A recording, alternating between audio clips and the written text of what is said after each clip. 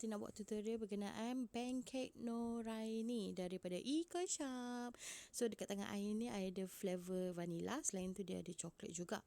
Okey, dekat belakang ni dia ada ingredient dan juga cara nak membuat pancake lah. Kita tengok bahan utamanya 140 ml air, 2 sudu gula, 2 butir telur dan juga 2 sudu minyak.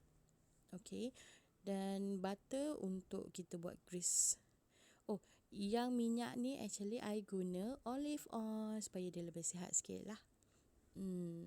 Jom kita teruskan. Sepaket tadi dimasukkan ke dalam mangkuk. Okey, dan kacau-kacau sikit. Okey, oh lupa pula sebenarnya gula tadi dah letak awal tadi. Lupa nak record. Kemudian kita masukkan 2 sudu olive oil tadi. Kalau korang tak ada olive oil, korang boleh letak minyak masak ataupun butter or margarine yang dicairkan pun sedap. Okey. Kemudian kita masukkan telur. Oh, lupa pula. Dalam Abang Johan ni actually kalau untuk pancake hanya sebutir telur saja. Sebab kalau anda nak buat crepe pun boleh. Kalau nak buat crepe, korang masukkan 2 butir telur. Dan masukkan air 140 ml tadi. Okey, dan kacau sebati. Kacau, jangan sampai ada yang berketul. Okey, make sure dia punya adunan tu smooth dan tak terlalu pekat dan tak terlalu cair. Sebab kalau cair dia tak menjadilah, dia tak naik cantik kan. So just kacau macam tu. Dah kacau-kacau tu, dekat sini I suggest you guys letak 1 sudu kecil esen vanilla sebab dia nak avoid bau honey telur tu kan. Satu supaya dia lebih naik wangi juga.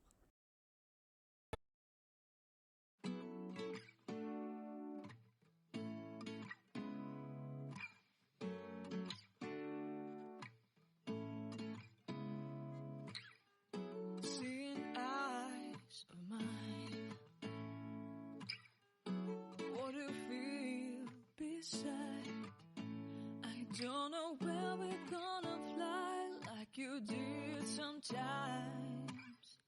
Seeing eyes of mine. Love, I wanna be strong.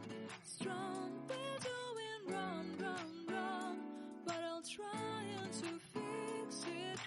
Love, I wanna be strong.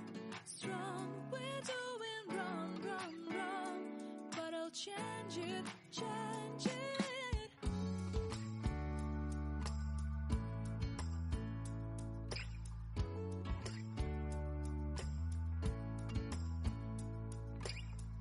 Seeing eyes of mine, you see, there are no trees inside of me. In this desert, I can look at you with love. Seeing all that I can learn. Can you stay and I will grow?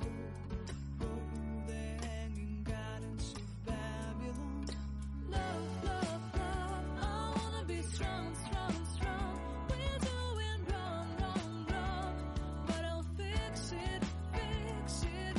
Love, I wanna be strong.